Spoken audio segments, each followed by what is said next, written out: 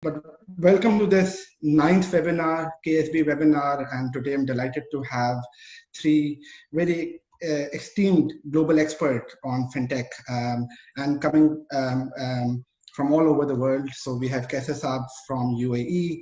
He's a fintech influencer. He spent 40 years in financial services with over 20 at the World Bank Group. He's considered to be an expert in digital transformation, fintech, capital raising for startups, and all of the subjects which we are going to talk about.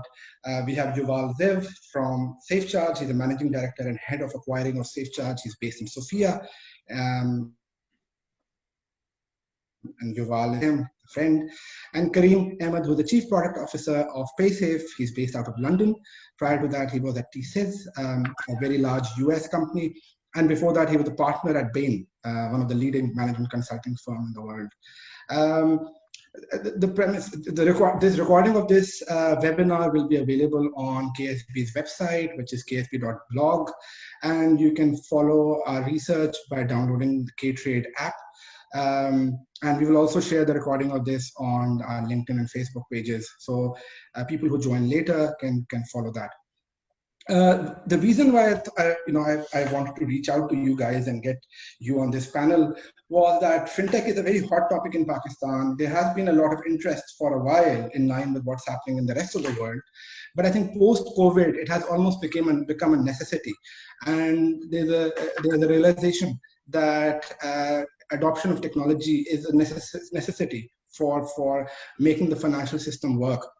And given that level of interest, what we do see is that there are a lot of events, webinars, conferences in Pakistan, but I felt that most of it was the participants were very early stage companies. So people who have raised $1 or $2 million and small businesses which have just startups. So I thought that if you don't have global viewpoint and global exposure on this, you'll struggle to understand what the nuisance is and what the industry is all about.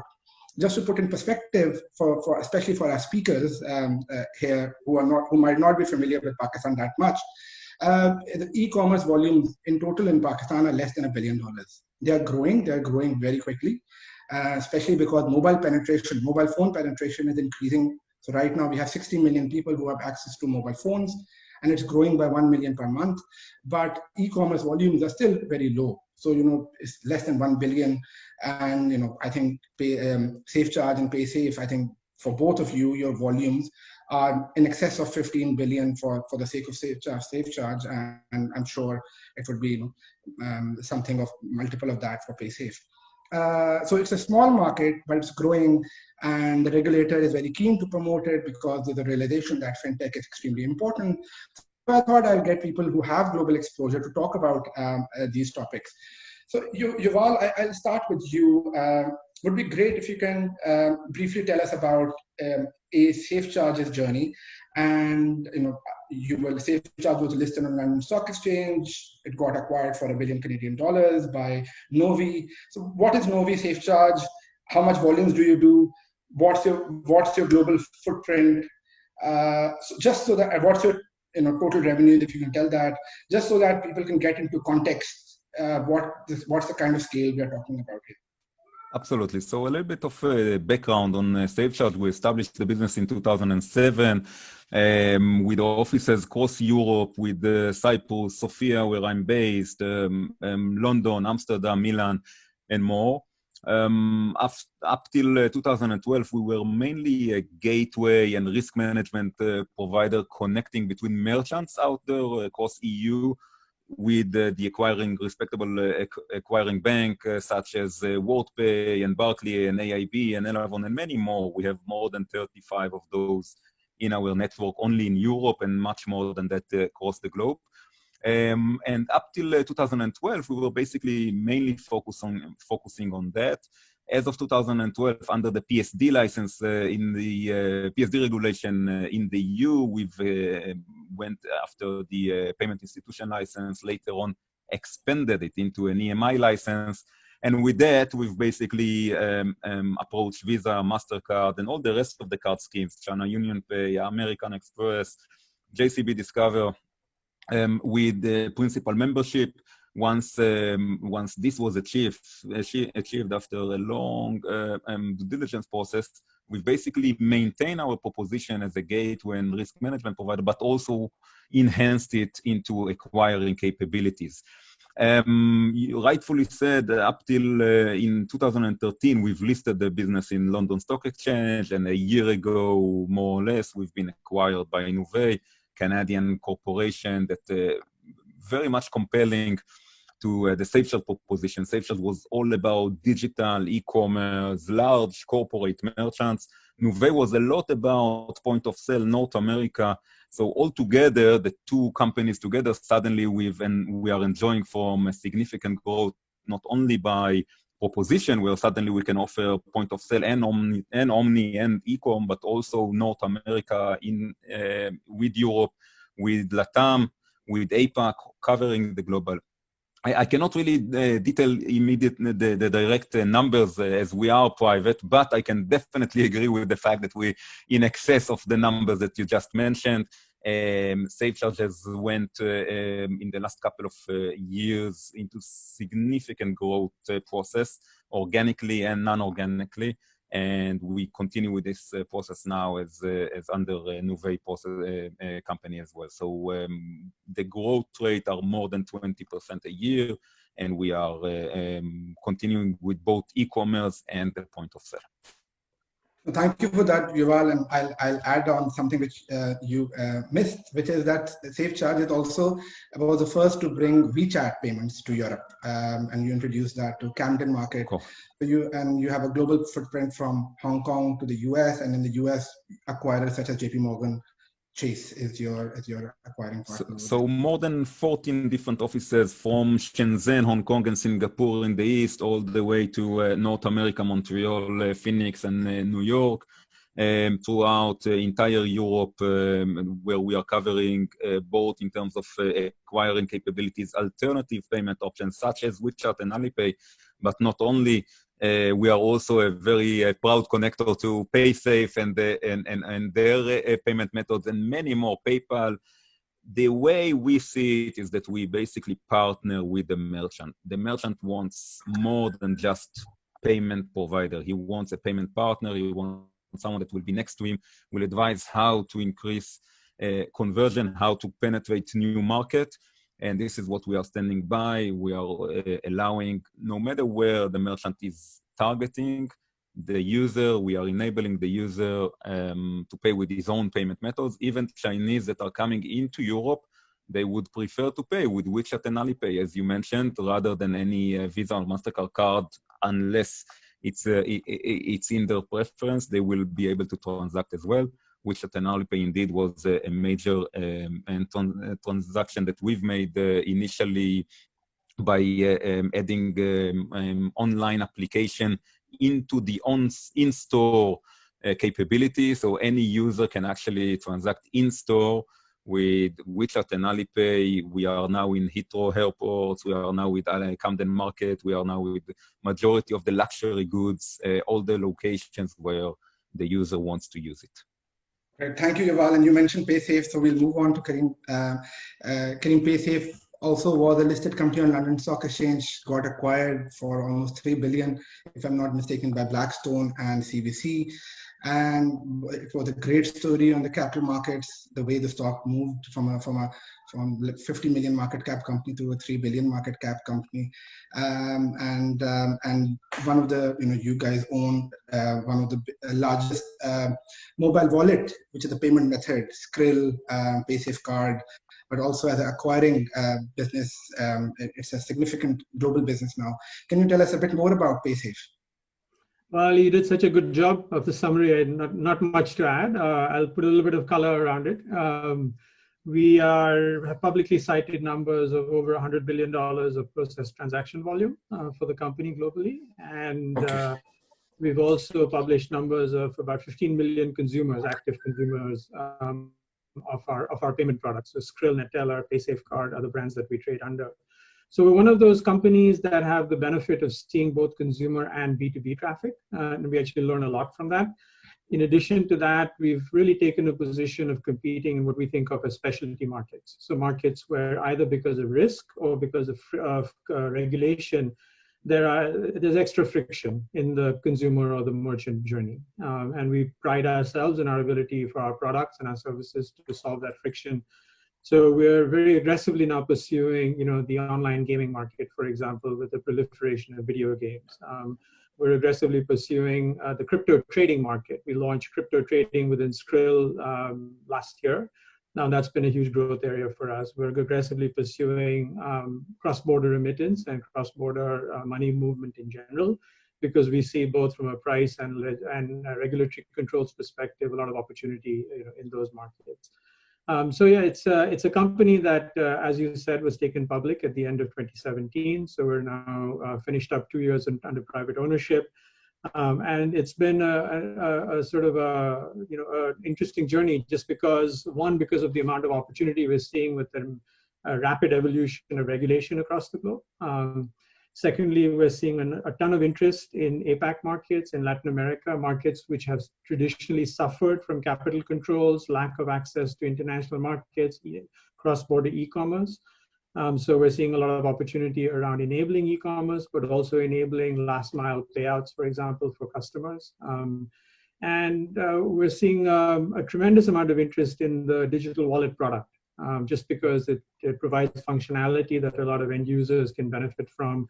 So with upfront eKYC and a digital onboarding journey, you're able to then get access to international merchants, for example, in countries like India, Bangladesh, Pakistan. That has actually been quite a strong growth story for us. Cutting ahead to some of the questions that you posed earlier, I think there's we're in the right space at the right time, just given the global trends that we're seeing. Thank you for that. That's and I'll come to those specific questions after the round. But $100 billion of volume, that's very impressive, and 100 times larger. And you also mentioned, you mentioned two things. One is crypto trading. Now, unfortunately, in Pakistan, crypto is not allowed. There are regulators on this call as well, but remittances is an area which is of very big importance for us. Pakistan is the 5th largest recipient of inflows. We get around $20 billion in remittances from the diaspora who lives, 15 million Pakistanis who live abroad. So that is certainly an area where there's a lot of desire of the government to do more. Kaiser, moving to you, it's difficult to do justice with your introduction because there's 40 years of experience, and I know you've been in senior positions. You've been presidents of, you've run a bank in Pakistan, focusing on SME. You worked for 20 years at IFC. Even I'm aware that you've spent time in Egypt and Moscow, covering markets in Eastern CIS countries. So would be great if you can please give some background of your roles and your experiences, because I'm sure I cannot do justice to that.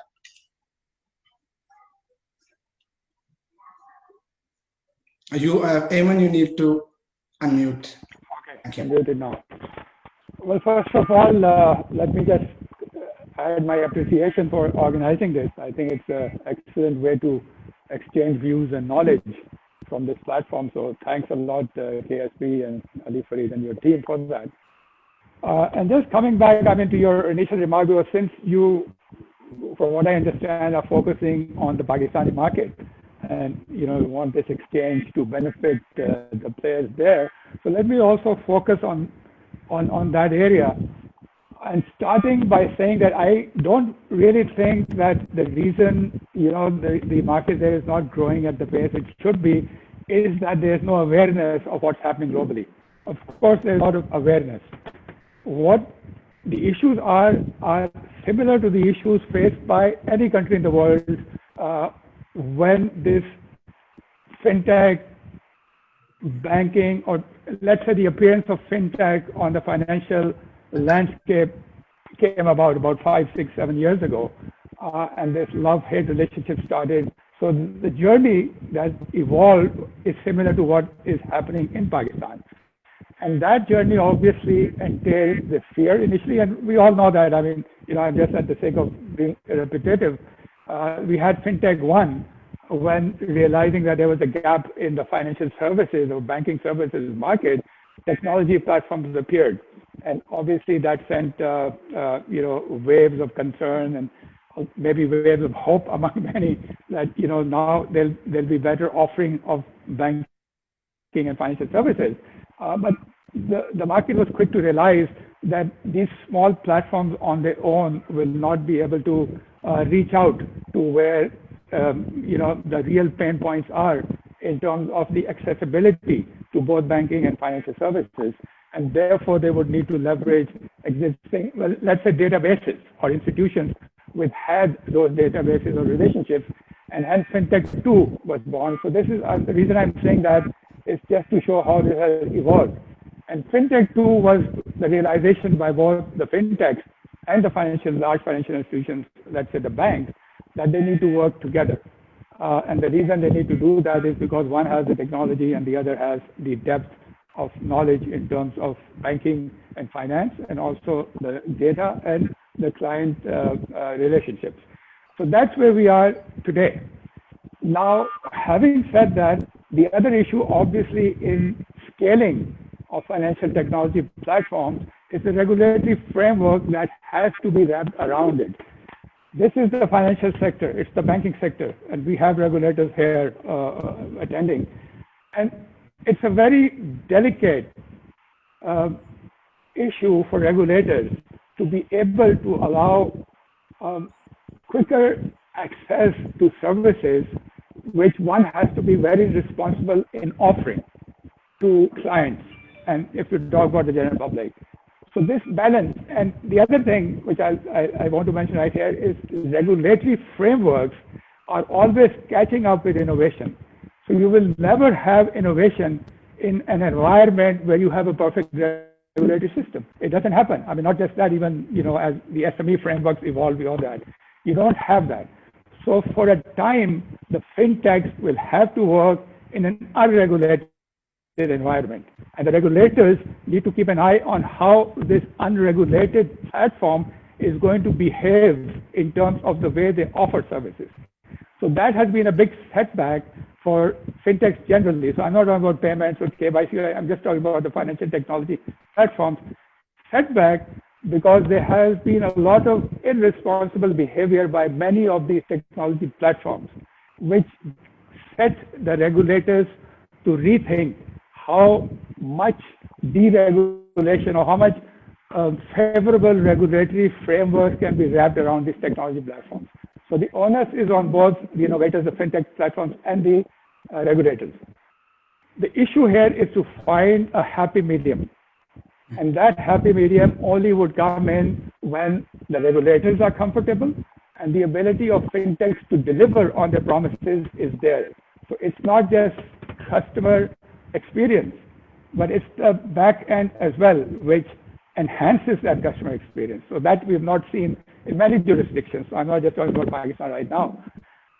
And the reason for that, again, I mean, I don't think we have enough time for the issue, but the major issue around all this, we talk about regulations, we talk about how the fintechs have evolved, but the other end is that even today, and I like to think that banks want to digitize. 3 years ago, they didn't want to. Today, I'm an optimist, they do want to. It's perhaps more of how can they leverage that technology. So the how part is still something which a lot of banks, not again only in Pakistan, also in many developed markets and certainly in developing, are struggling with. And the reason for that are manifold. Today, in 2020, banks actually are free from one worry that they don't really need to think about innovation on their own, which was what they started doing, the BBVAs and the BBSs of this world. They had their own innovation centers. They had to innovate their technology platforms. So today, in a country like Pakistan or Uzbekistan or Yemen, you don't really need to do that because you can leverage this technology. The question then arises, are banks able to understand how they can leverage that technology? And I can speak a lot on this how part, or I don't know how much time you want me to spend on it. And I think that is where the issue lies. It's not the ability to innovate in Pakistan. Yes, I agree. The environment, the innovation handling ecosystem is not 100% there. Although we have now, innovation platforms even in Pakistan and incubators and stuff like that. But this again will evolve through sandboxes, through the regulators getting comfortable with offering transactions, with offering KYC solutions. So these things have to come up. So the dialogue between financial technology firms in Pakistan, I don't think we even have a fintech association there as yet. I heard a few months ago that it is being, but you need platforms like this to be able to have this dialogue. I know there's a platform by the SBP where they have these monthly or weekly meetings, but this has to, because you have to get comfortable with the regulators. Mexico is an excellent example of one of the best regulatory frameworks for fintech, which came about in 2018. You spoke about, I just ended here, open banking, which was 2018 actually, early 2018 in the UK.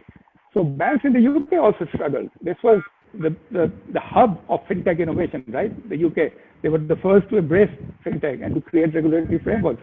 And yet, when you had things like open banking, where banks had to share their data with third parties, so there was hesitation. And I don't know, I mean, Karim would know better how many banks even today in the European Union are non-compliant with what they had to be compliant with by I think, was it September 2018 or early 2019? So I just stop here. I mean, you can ask specific questions. So I think in this framework, this is where we need to start thinking that how these technology platforms can come about and how they can be leveraged properly, appropriately, and responsibly by financial institutions. No, thank you for setting that up really well.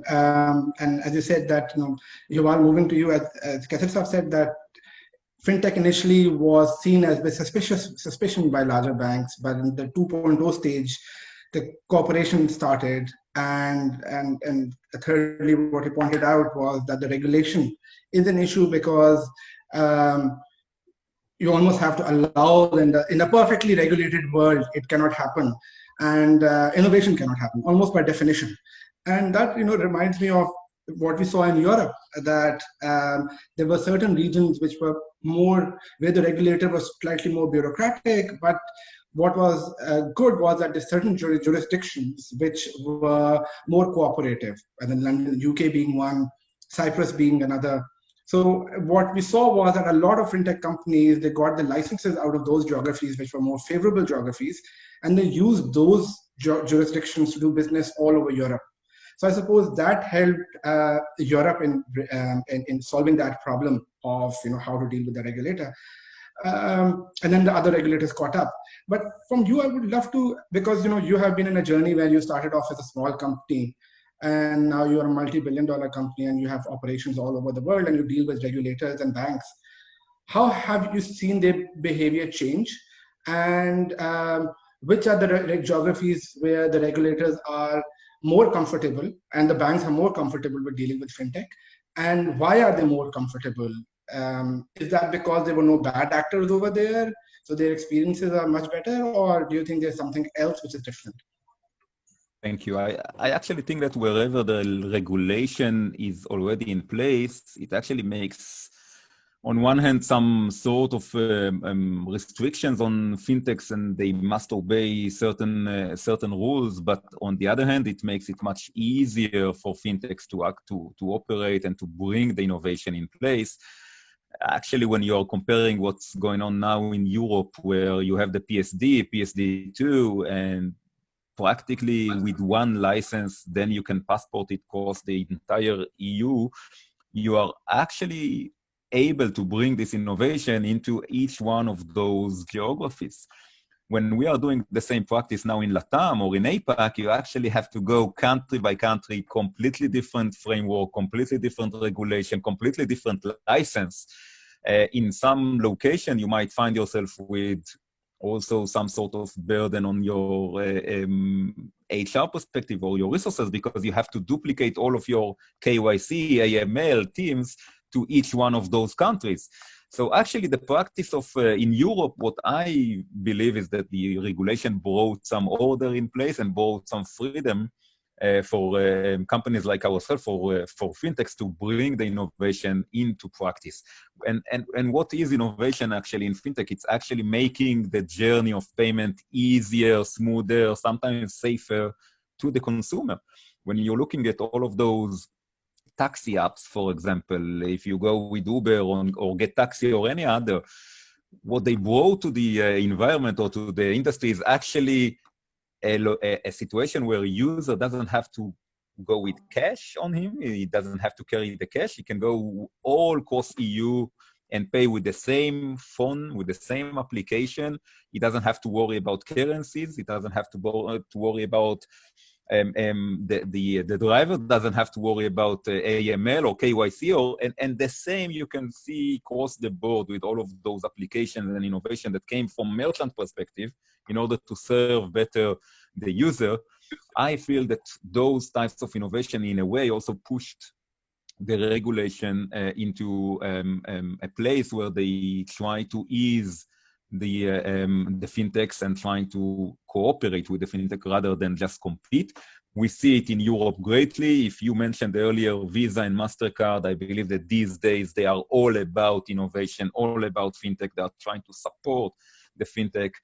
We are working very closely with card schemes, parties that in the past was maybe trying to protect their own area of payment. Now they are trying to seek those innovation and how to ease or how to make the whole payment flow easier and safer, both to the merchant and to the user. They care a lot about the card brand. So in one hand, they want the framework. They want to make sure that the ones that are handling those technologies and are doing it properly.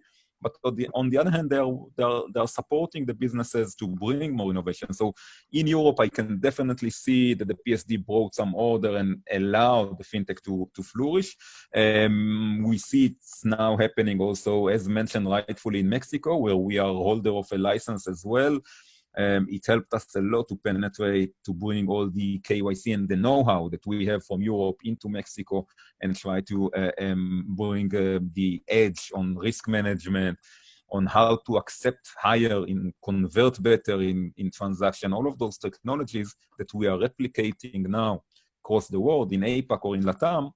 We find that the regulation piece is in a way missing as a unified regulation. And if it would have been there, I believe that actually both banks and card schemes and all the parties in this ecosystem will actually enjoy from it. So regulation is actually bringing a lot of innovation into the market rather than blocking it. Oh, thank you. That was very insightful, and I totally agree with your point that essentially if you have a clear regulation, that's actually a good thing. It's the fluidity or the lack of clarity on the regulation which is perhaps a problem. And what we saw in the case of Europe is that the regulator did take a pro-innovation stance with regulations such as PSD2. And as Kaiser said, there was a lot of resistance from mainstream banks. And till now, they have been dragging their feet to comply with the regulation. But at least from a regulatory perspective, they were clear when they laid down the rules. And they said, this is what you have to comply with, and you have to make open APIs, and you have to allow third-party companies to get access to bank accounts and get access to be able to pull payments.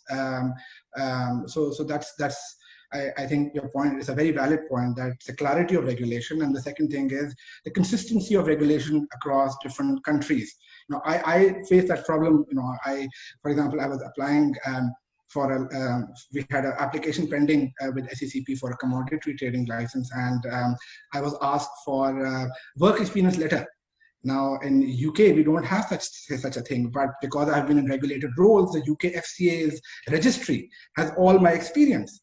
So I was saying to them that, guys, you can just look at this as the official registry of UK FCA, and you can see all my career and my roles, the starting dates and ending dates. So you don't need a work experience letter, but because their rule said work experience letter, they wanted a work experience letter. So I was thinking of reaching out to my old employers, including SafeCharge, for that letter. Karim, moving to you, you guys are directly involved in open banking and API, because with your wallets, you essentially are a alternative banking layer on top of banks. So how easy, difficult is it? How do banks react to you guys? Because in a way, you are competitors to banks. Yeah, no, it's you're right. We do compete, but we also partner, right? Because the banks provide us essential services like with any other, gateway or PSP. And so it is maintaining that balance of those relationships. And as we expand geographically, we're obviously quite dependent on banks for the last mile delivery of services. But I feel like it's a little bit too early yet to celebrate the victory of open banking in Europe. We're trying very hard to use those APIs and turn them into something that resembles a normal customer experience, and that's proving to be quite difficult. I think the APIs have been written by and large in the spirit of the of complying with the regulation, as opposed to truly enabling innovation, right? Because there is an element of protectionism on the part of the banks. I get it, and so we're on a journey. But I think it's an important step in the journey. And by and large, I'm quite hopeful that these kinds of regulations are laying the groundwork truly for the next generation of financial services. And I think beyond that, I'm seeing the same thing happening in Southeast Asia. I think India, obviously, with the creation of a full digital stack for payments, has kicked open the doors of innovation pretty hard. And based on our conversations with regulators, Pakistan, Bangladesh, Indonesia, Malaysia as well, right, we're seeing a lot of interest coming from that. And purely from the perspective of enabling commerce and enabling the citizens of the countries to have access to global markets, right? Like that is a net positive for Southeast Asia. It's the net positive for LATAM because you're actually participating in the global economy more fully. And so I'm hopeful that the regulation will continue to develop in a manner that facilitates innovation. Now, having said that, there's something to be said about regulation creating a bar that you have to get over if you're going to compete. And for us, it's actually been quite helpful again, because you have to have a global platform. You have to have the ability to maintain compliance with multiple jurisdictions. So it actually raises the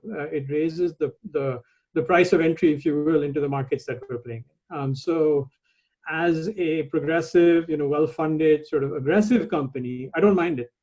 Because if it was too easy, then I'd have a lot more competitors, to be honest, right? But it's, of course, it comes with its own set of headaches. No, absolutely. And I was smiling because, of course, now it's the insider and outsider problem. Now you are a multi-billion-dollar company, so backed by Blackstone and CVC, the largest private equity company in the world. So clearly you would want the bar higher, but it wasn't a long time ago when Paysafe was optimal payments for the startup and still doing really well and becoming global. And I think at that time, lax regulation in Europe really helped the company. So we can have an argument on that in terms of whether the bar should be higher. What side of the table you're sitting on, Ali? That's all.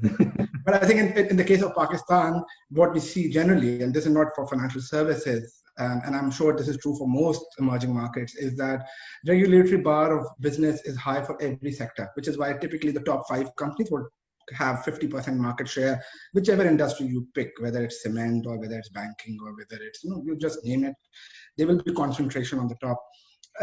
Kaisar, moving to you on another topic which we wanted to discuss. How do you think COVID has changed the landscape?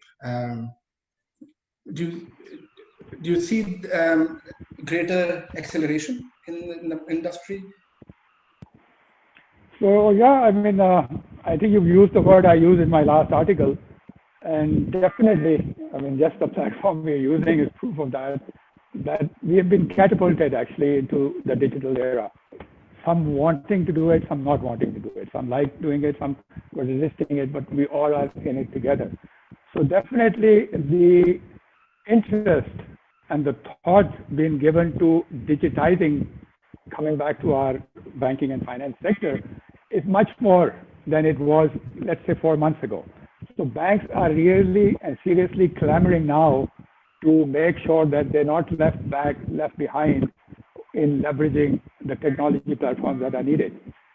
The problem again there, when we talk about banks, and I keep mentioning banks because although we have these digital banking licenses in several jurisdictions, Hong Kong, Singapore, Abu Dhabi, and others, banks are still players because of their wealth of information and data.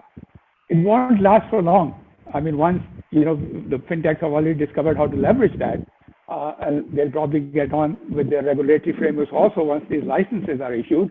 But as for now, banks are still there. So it's not what Bill Gates has said, that banking is necessary, but banks are not. I think banks still are necessary in many jurisdictions. So banks need to get their act together, if I may.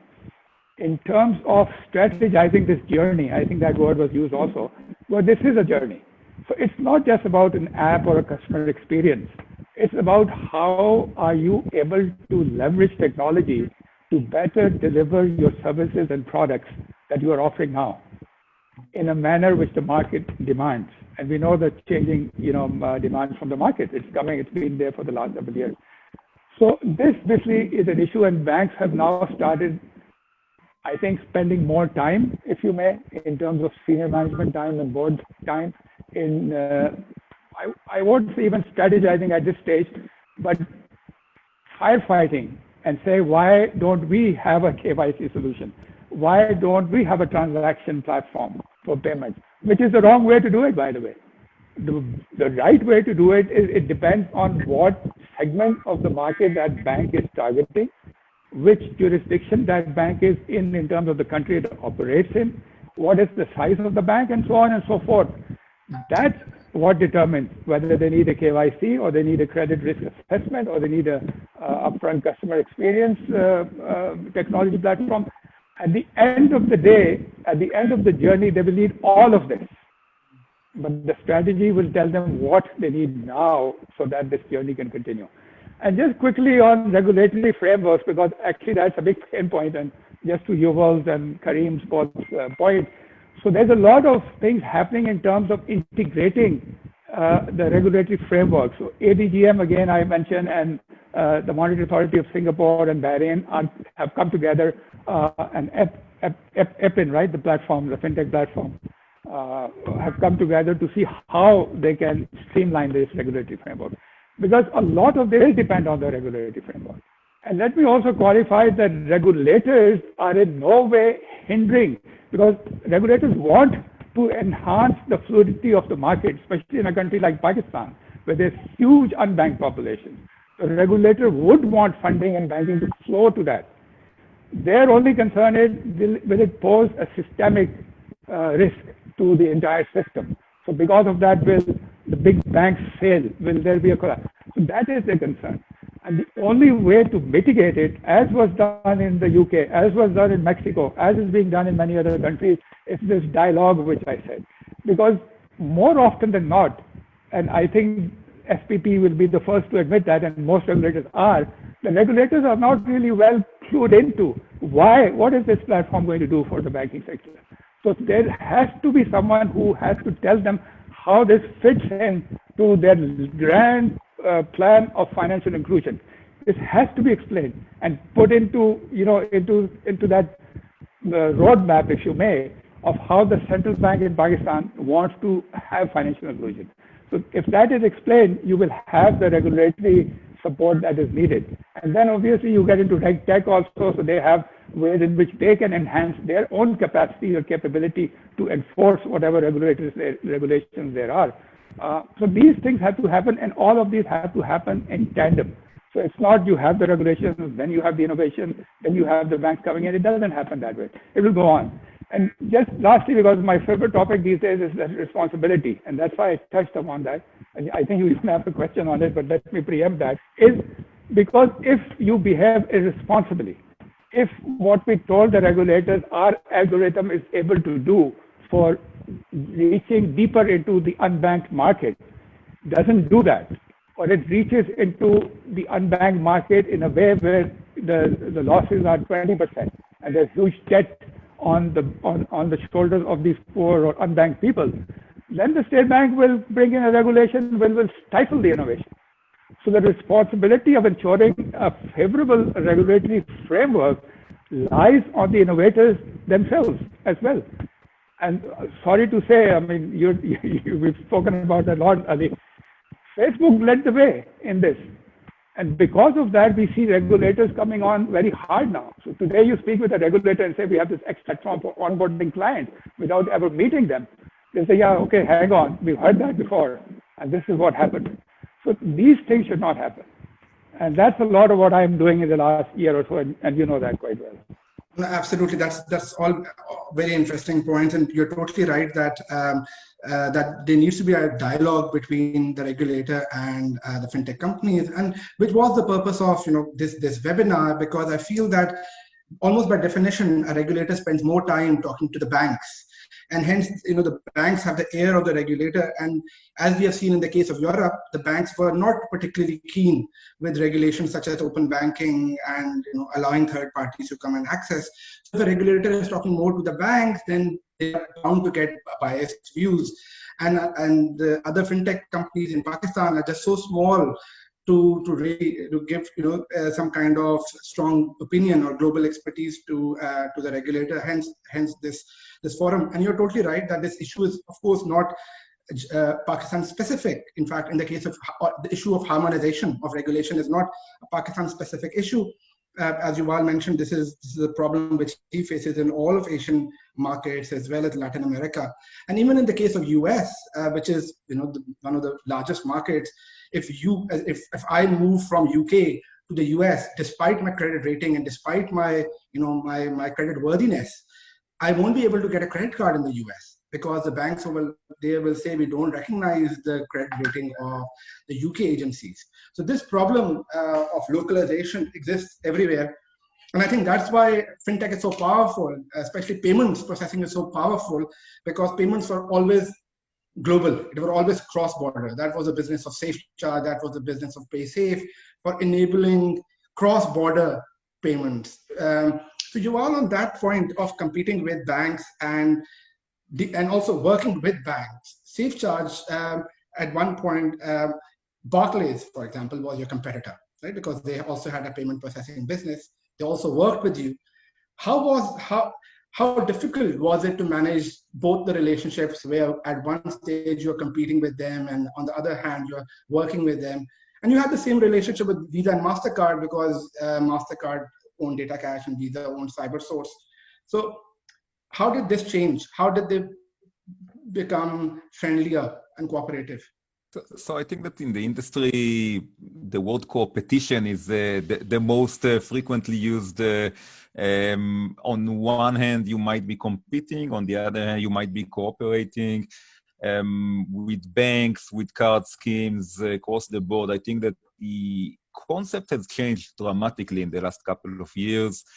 We've found, at least on our specific experience, we found a very nice ground of working together, both with the natural competitor versus the ones that you can cooperate with. Banks, if we can do the acquiring with them, and we maintain always a very agnostic approach also with our merchants, with a partnership collaboration, where if one of the merchants would like us to serve more as a technology partner rather than an acquiring, and connect to get our help to improve the connectivity, the risk management, the technology that connects into his own relationship with the card schemes or with one of the banks, we will definitely serve it. I think that this is a stage where the industry, especially the payment, the fintech, has reached to some sort of maturity that allows us to cooperate also with our competition. You will always find ways, if you want to do business together, you will always find ways to do it. I haven't noticed in the last couple of years a significant competitor that I cannot cooperate, or vice versa. So the business environment has changed dramatically, if you ask me, from a few years ago, where there has been some sort of hesitance from the banks, from the institutions, to cooperate with fintech. These days, they are actually trying to cooperate as much as possible, because we bring value to a merchant. And eventually, if the merchant sees the value, them as financial institution, they understand that if they want a business, they need to cooperate with this value. And I believe that eventually we've reached, at least in on our perspective, we've reached to a level of maturity that has definitely been increasing in the last 2 years and allowing us to cooperate globally and cooperate with the largest to the smallest financial institutions out there. No, thank you. And that's, I think it links to what Kaiser Saab said, that banks are now realizing and specializing in their core expertise and focusing on that, and are willing to work with other companies on areas which are not central to that. And I think that was a key to the success of the companies such as Paysafe and SafeCharge, that for most European banks, let's take example of Barclays, most of their payment business were in-country business. So it was local business. When you go to Tesco and you buy groceries, that's the kind of business which was bread and butter for them. And cross-border was never their expertise. And as you guys know, that the tech for cross-border was very different. You needed to support multiple payment types, multiple currencies, multiple acquiring, different languages, call center support. And because you guys were able to build that tech expertise on doing cross-border in terms of risk management, in terms of conversion operations, you just went far ahead of the banks who understood that they cannot compete with you guys, so they had to cooperate.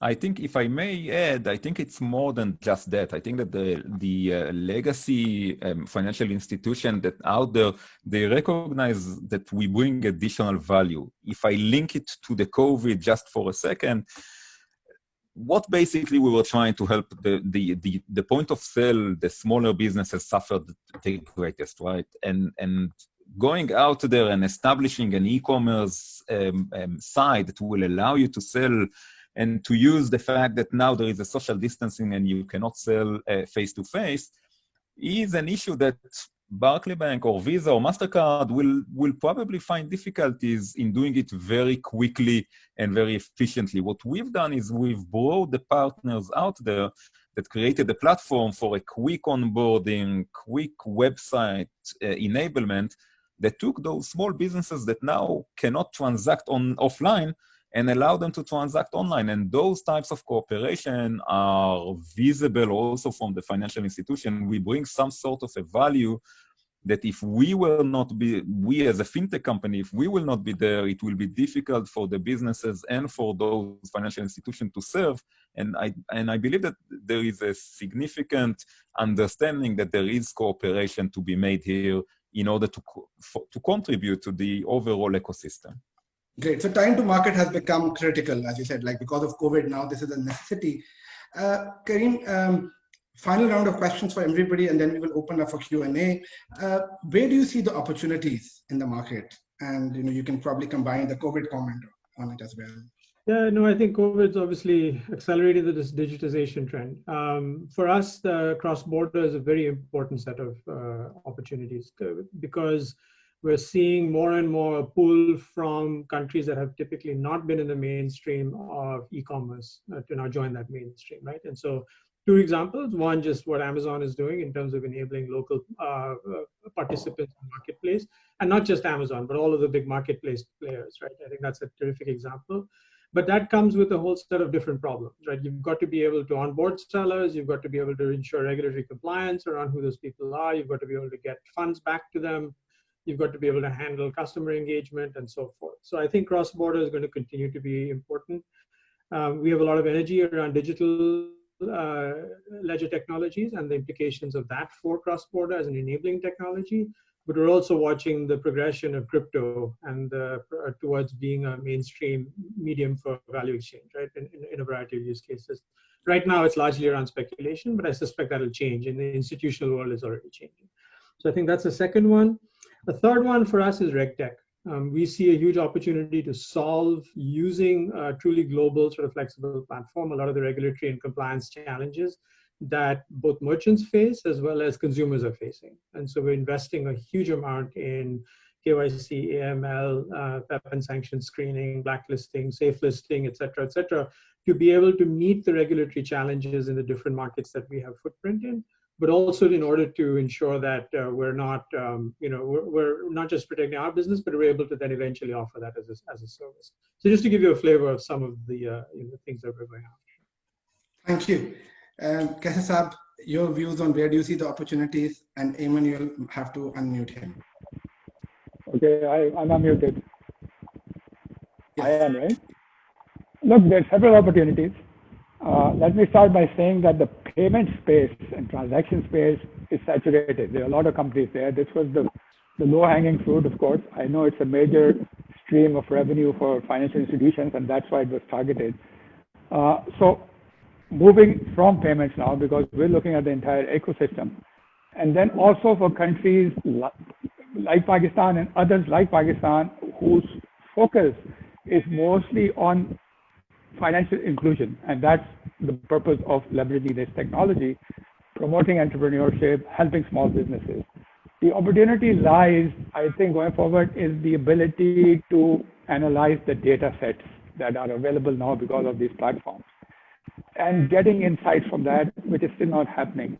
In terms of the ability to assess credit risk, because I think just transactions is not enough. If you want to spur entrepreneurship, you need to get money out there, and you need to get the money out there at the right time and to the right type of people, which hasn't happened even by the SBA in the USA, surprisingly, and in many other jurisdictions, because a lot of what I've been doing in the last few months is actually talking to SMEs on how they can access these different relief packages.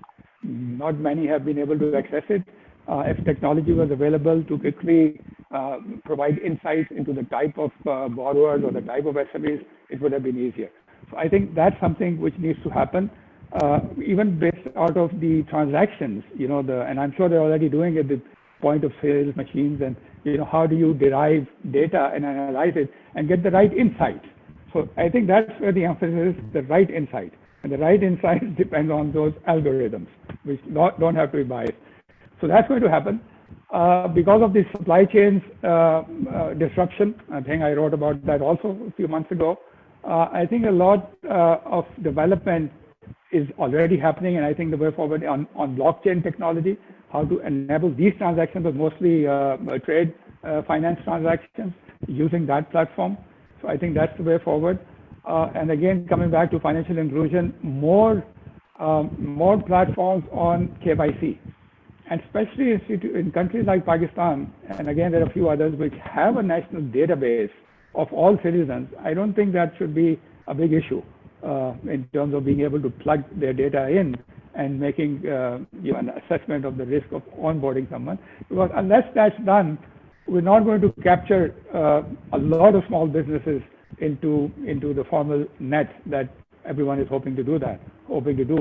And a very interesting project, I think at some other forum I speak about, in which I did in Serbia exactly for this, and that was reaching out to farmers for lending.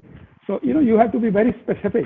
So machine learning, artificial intelligence for data processing, I think blockchain in terms of transactions, especially trade finance, is the way forward. And I think ZegTech, I also mentioned earlier, and I think it's a point well brought up, because capacity building of regulators and their ability to oversee the innovators and the users of this innovation is very important of how this will progress going forward.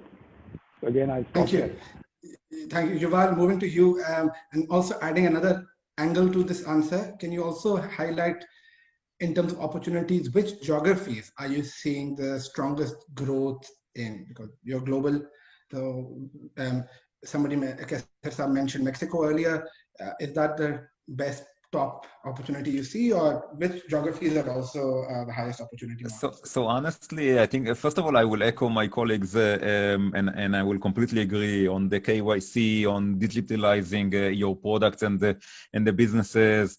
So many opportunities out there, Ali. There is the InsurTech and the PropTech and industries that are now accelerating towards revolution, that are making their business digital, and it's across the board all over. In terms of geographies, for us at least in 2020, we see a major growth from LATAM and from APAC. But if you ask me, 2021, 2022, moving forward, we will invest a lot in Africa as well. We already see the demand. It's not only how to transact, how to collect payment, but also how to move money in and out from all of those jurisdictions. I think that for a merchant out there, again, linking it to the COVID or to any other situation that brings some pressure into the business, The businesses are looking for expansion. They are looking for additional ways of generating revenues. One of those ways is global expansion and trying to digitalize your business, trying to accept payments worldwide, and also to be able to collect the money and to reconcile it. So all the aspect of reconciling, managing currencies, remittance of those currencies is significant to those businesses. Honestly, from geography, there is an opportunity in each one of the location. Obviously, wherever now the penetration of internet, of mobile devices is increasing, this is where the industry, at least the fintech industry, will go. Well, thank you, Yuval. And you're totally right. There are opportunities everywhere just because of the growth in internet penetration. And I suspect this growth will only accelerate with the adoption of 5G, which will allow many new business models to come up. We are open for questions. So if anybody in the audience has questions, please write it on chat. And then I'll just read it. And in the meanwhile, I'll just, in terms of the opportunity set, when we think from a Pakistan perspective, a lot of the things which all three of you highlighted are very pertinent and relevant, digital onboarding, so straight through processing for KYC checks,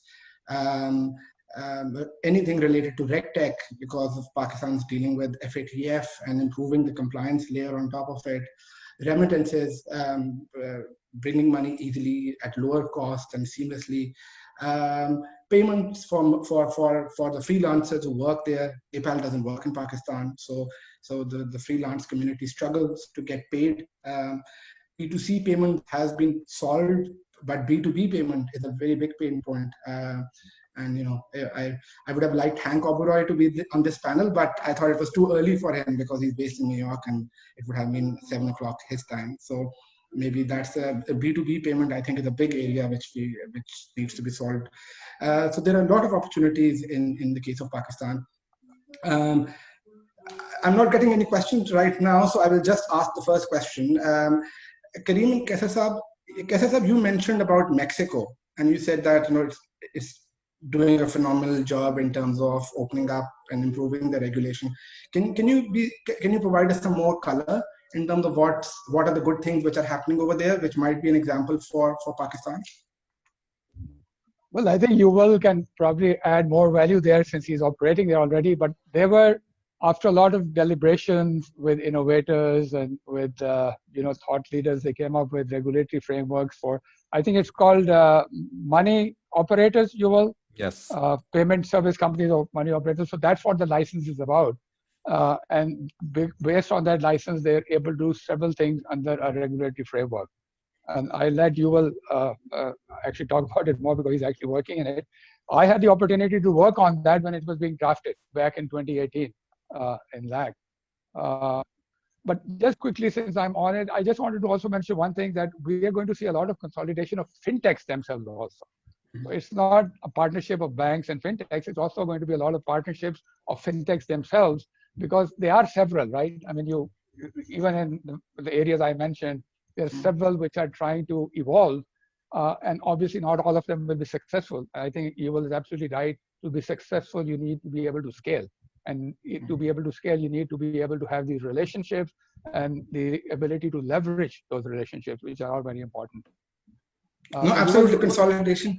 Consolidation is a big theme over here. It has been for the last decade.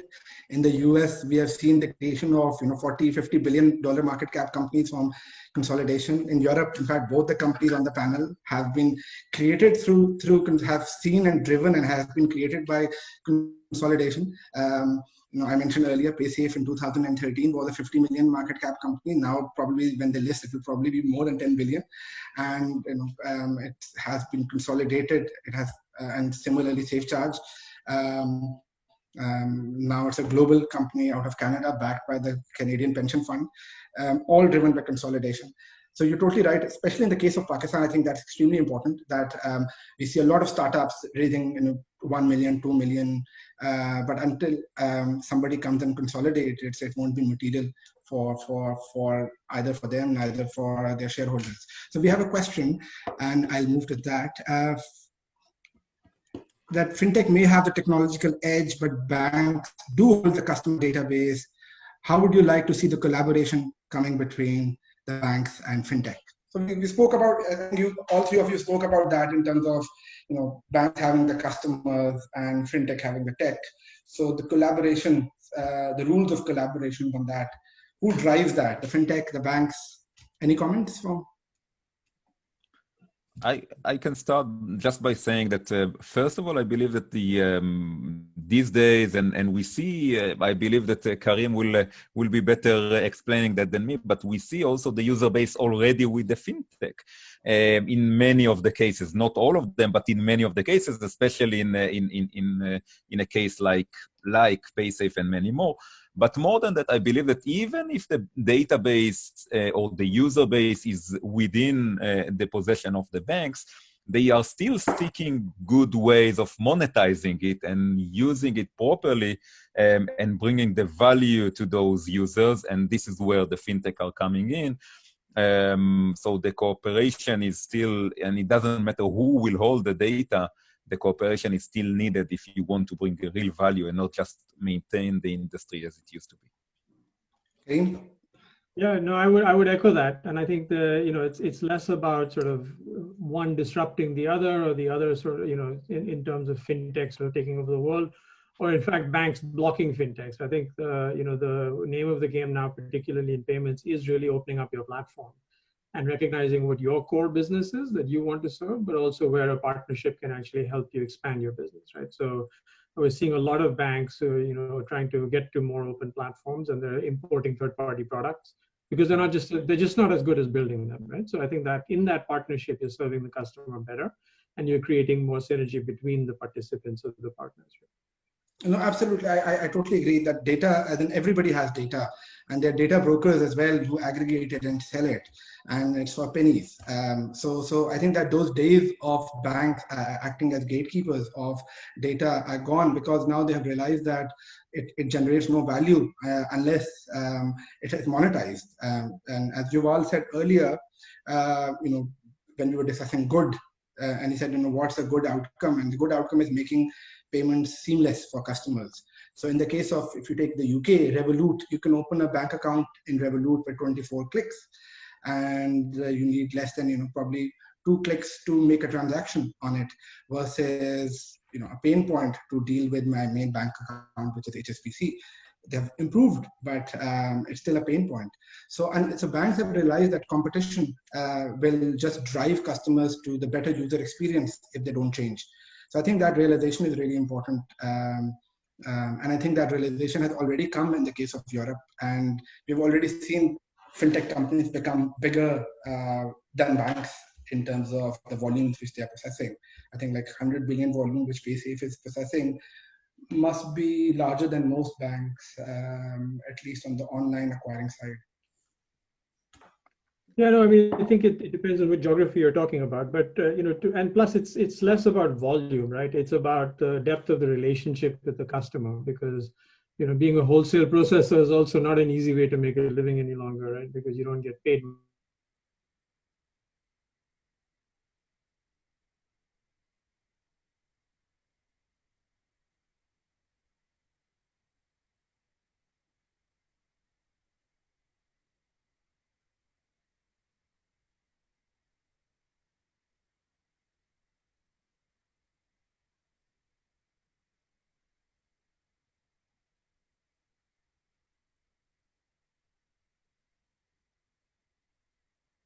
Some of these companies, such as yours, have scaled up from startups not too long ago to being multi-billion-dollar companies. In the case of Pakistan, our largest bank is $1 billion market cap, right? So it's a very small market, and I think that realization of the fact that we are so small is really important, because that puts in perspective the risk as well. So Kassar mentioned that the threat from a bad actor. I posed this question to Bank of England once, that you allow P2P lenders to operate, and P2P lenders such as Wonga are creating risks, and they are just doing regulatory arbitrage because they are under-regulated. And so I thought that he would hear me out, and he said, Ali, those companies are so small that they are not creating any systemic risk to the system. And unless they create a systemic risk to the system, we are not going to stop them because we want innovation to happen. And I think that has been the regulatory attitude towards cryptocurrencies as well. And that it's not that the regulator in the US or Europe was not aware of the risks which are posed by them, but they were not systemic risks to the system. And I think that realization is really, really important in the case of Pakistan, because what I see is that whether it's the capital markets regulator or the banking regulator, they forget the point that we are a very small market. It's almost, from a global perspective, it's irrelevant market.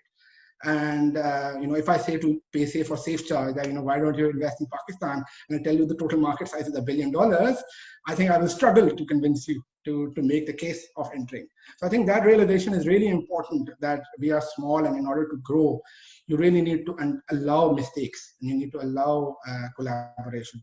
So thank you so much for your time. It was a pleasure. Have a good day. Thank you. And the recording will be available on KSB's website. Thank you. Thank you. Bye.